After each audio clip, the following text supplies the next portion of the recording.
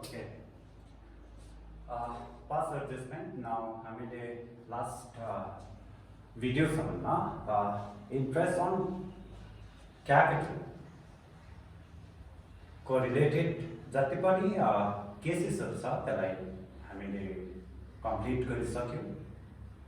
Now आज मैले हिजो लास्ट भिडियोमा पनि भनेको थिएँ एन्ड म स्यालेरी माथि कमिसन माथि डिभिजिबल प्रफिट माथि सो अन फर्दर आज लास्ट एउटा भिडियोको थ्रुबाट सम्झाउने ट्राई गर्छु कि नाउ मैले यहाँनिर एउटा इक्जाम्पल दिएको छु एन्ड यो इक्जाम्पल एकदम समराइज वेमा छ, एकदमै सर्टकटमा गरेको छु बट यसलाई हामी एउटा क्वेसनको वेमा हेर्नु पर्ने चाहिँ माना कि ABC partners थियो रहेछ and their profit sharing ratio no doubt ABC को आफ्नो रिस्पेक्टिभ क्यापिटलहरु थियो होला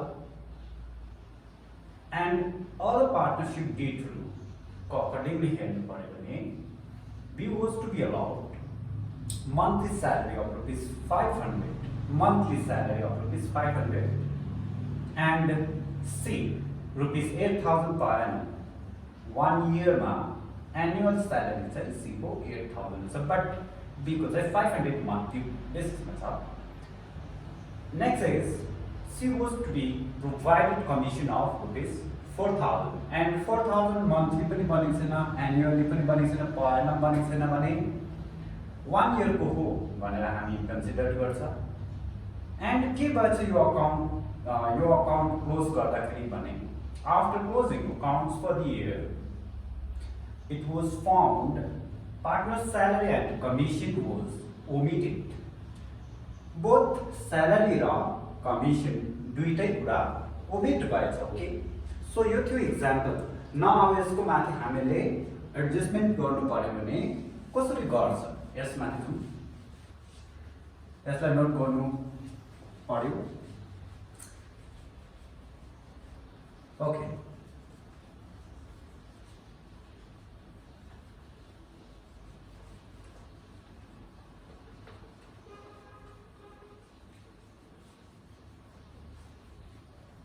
यो किन मैले कमिसन एन्ड स्यालेरी डाइरेक्टली गर्दियो भने इफ कमिसन एन्ड स्यालेरी एकै तालमा एट अ टाइम तिमीहरूले बुझ्यो भने ओन्ली इफ स्यालेरीको माथि ओमिसन छ एडजस्टमेन्ट गर्नु छ खाली कमिसनको माथि मात्र गर्नु छ भने नि त्यो तिमीहरूको अझै यो एज कम्पेयर टु यो क्वेसन भन्दा एकदम सजिलो हुने हुन्छ। ओके ठीक छ।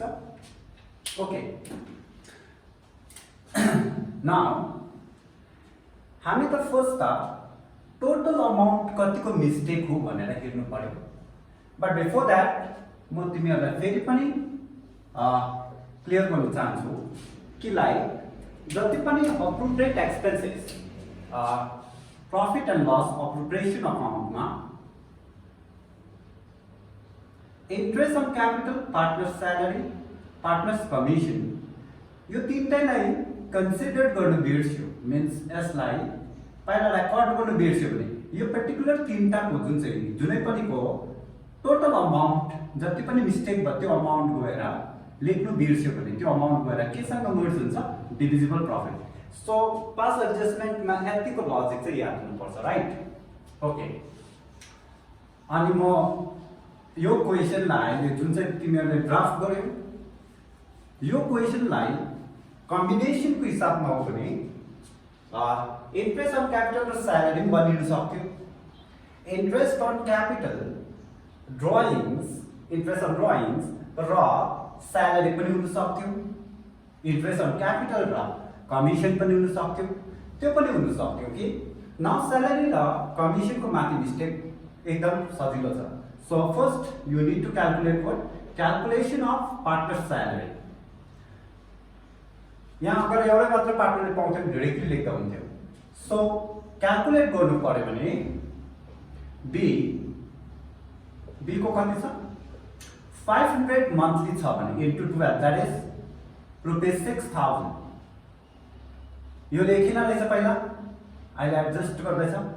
सी को स्यालेरी डाइरेक्टली गिभन छ it's ₹8,000 per annum means now total salary कतिको मिस्टेक रहेछ टोटल salary ₹14,000 यहाँसम्म क्लियर छ। एन्ड यसको बादमा यो त भयो नम्बर 1 एन्ड नम्बर 2 इज के मिस्टेक छ सेल्स कमिसन पनि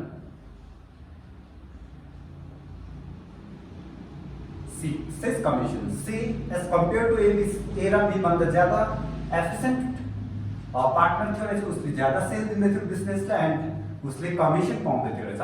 सेल्स कमिसन डाइरेक्टली गिभन छ ₹4,000 एन्ड 4,000 नै टोटल।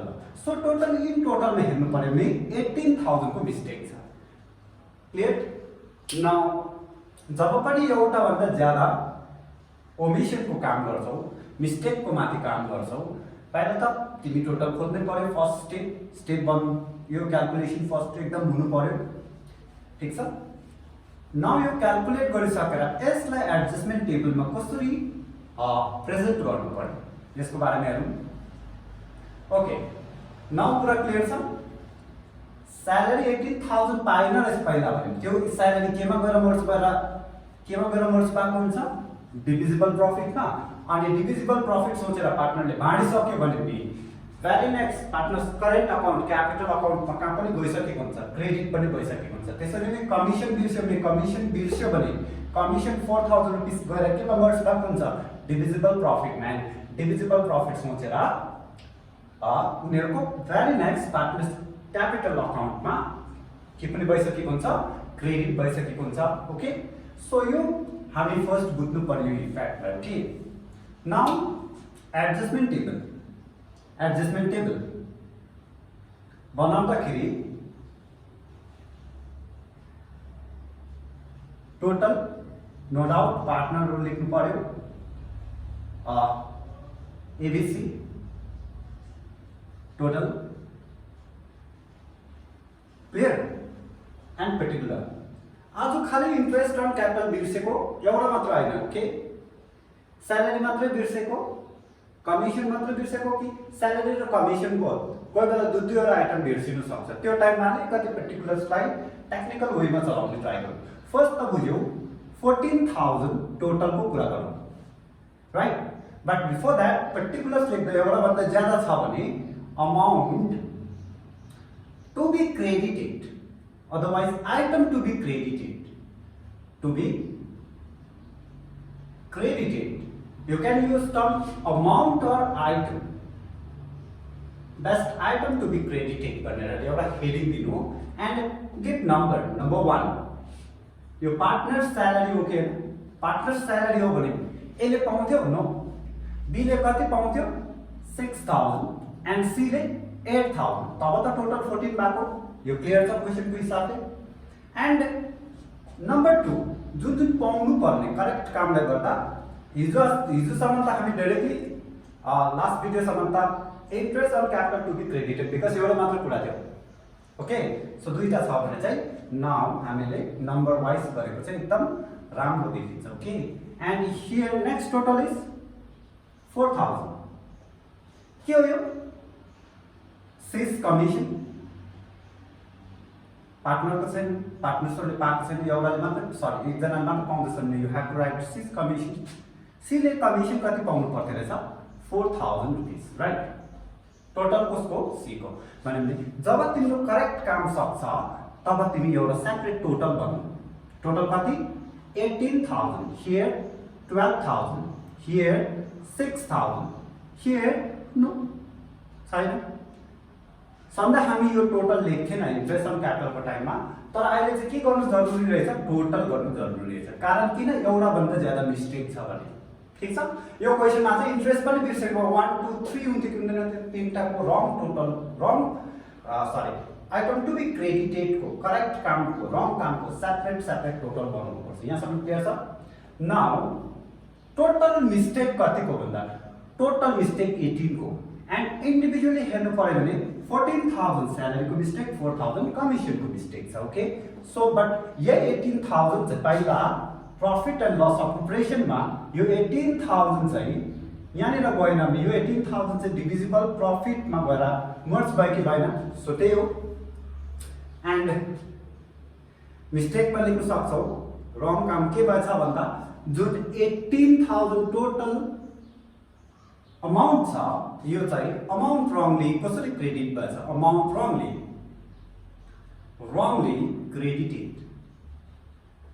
क्रेडिटेड ठीक छ अनि कुन चाहिँ रेशियोमा भन्दा 3:2:1 रेशियोमा प्रॉफिट शेयरिङ रेशियोमै क्रेडिट गर्दा त्यो त गल्ती भयो भनेको छैन भने here 9,000 and here 6,000 and here 3,000 credit भएको भएन सो रङ र राइट को करेक्ट को सेपरेट टोटल गर्नु भने रङ को टोटल र राइट को टोटल को नेट इफेक्ट निकाल्नु पर्छ यहाँ चाहिँ इफेक्ट मीन्स नो इफेक्ट यहाँ त केही इफेक्ट छैन यसको टोटल हेर्नु इन्डिभिजुअल हैन टोटल करेक्ट वेमा आउने यसले कति पाउनु पर्थ्यो रहेछ 18,000 बाट 8,000 स्यालेरी र 4,000 कमिसन गरेर 12,000 बट यसले त्यो दुईटै नपाउनुको कारण एज अ प्रॉफिट कति मात्र पाछ 3,000 मीन्स नेट इफेक्ट कति 9,000 रुपीस ठीक छ क्लियर छ 9,000 रुपीस उसको अकाउन्टमा चाहिँ प्लस हुनुपर्छ यो बुझ्यो यो करेक्ट हो यो रङ हो भने रङको त अलरेडी क्रेडिट छ तिम्रो 3,000 हैन 12,000 यो मान्छेको केही इफेक्ट छैन रहेछ यो मान्छेको केही लेख्नु परेन एन्ड यो जुन चाहिँ आउँदैछ उसले हाउरामा कति पैसा उसको अकाउन्टमा क्रेडिट भएछ 9,000 भने खासमा आउँछ उसको यो 18,000 र केही क्रेडिट हुन्थेन बिकज उसले स्यालेरी पनि पाउँथेन कमिसन पनि पाउँथेन मीन्स यो 9,000 रुपीस कसको अकाउन्टमा माइनस गर्नु पर्यो मिस्टर ए को एन्ड कुनैको अकाउन्टबाट तिमी माइनस गरिदिँदैछौ डिडक्सन गरिदिँदैछौ मीन्स त्यो पार्टनरलाई के लेख्नु पर्यो डेबिट एन्ड कसैको अकाउन्टमा पैसा एड गरिदिँदैछौ भने you have to write credit न जर्नल एन्ट्री मैले भनेन मुनि बिकज तिमी बुझ्छौ जर्नल एन्ट्री पास गर्नु पर्यो को डेबिट एस क्यापिटल अथवा current account debit to 6 capital account 9,000 and narration पनि भेरी सिम्पल छ पहिला के बिर्सेको थियो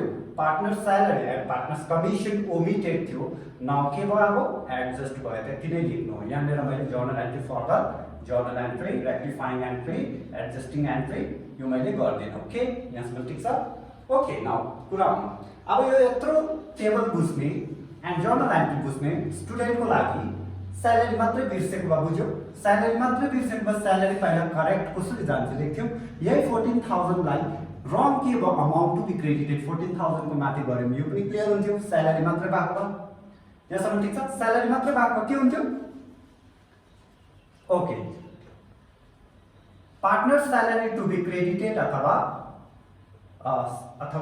partner salary to be allowed भनेर तिमी कति लेख्थ्यौ 14,000 लेख्थ्यौ को कसकोमा जानुपर्छ बुझ्यो एउटै मात्रै भएको भए एन्ड यहाँनिर अमाउन्ट रङली क्रेडिटेड कतिको माथि गर्थ्यौ 14,000 को माथि गर्थ्यौ 14,000 डिस्ट्रिब्युसन 3:2:1 रेशियोमा गरे इफेक्ट आउँछ के आउँदैन सो त्यो वेमा गरे थाहा पाइहाल्छ ओके कमिसन मात्रै बिर्सेको भए commission says commission partners commissions but to be credited to be long ठीक छ टु बी प्रोभाइडेड गरेपछि त्यही अमाउन्टलाई गर्थ्यो सो अस्ति नै भनेको थियो कि स्यालेरी कमिसन भनेको चाहिँ यो बिग डिल छैन यसमा केही प्रब्लम छैन ओके तिमीहरूले एकदम इजिली बुझिहाल्छ भने यहाँसम्म क्लियर छ ओके नाउ क्वेसनको कम्बिनेसन कस्तो पाराले गर्नुपर्ने रहेछ कस्तो पाराले आउँदो रहेछ if more than one mistake salary र कमिसन बिर्स्यो अरे कि त कमिसन र इन्ट्रेस्ट अन क्यापिटल अप्रोप्रिएट एक्सपेन्सेसको साइडको कुरा गर्दैछु बिर्स्यो अरे अनि कोही बेला इन्ट्रेस्ट अन क्यापिटल र पार्टनर स्यालेरी बिर्स्यो भने तिमी त्यसलाई फर्स्ट त कस्तो वेमा क्याल्कुलेट गर्नुपर्ने कतिको मिस्टेक थियो एन्ड त्यसलाई एडजस्टमेन्ट टेबलमा लेख्दाखेरि नम्बर दिएर अनि टोटल करेक्ट टोटल रङ टोटल मजाले मिलाएर लेख्नु पर्ने हुन्छ ओके यहाँसम्म ठिक छ सो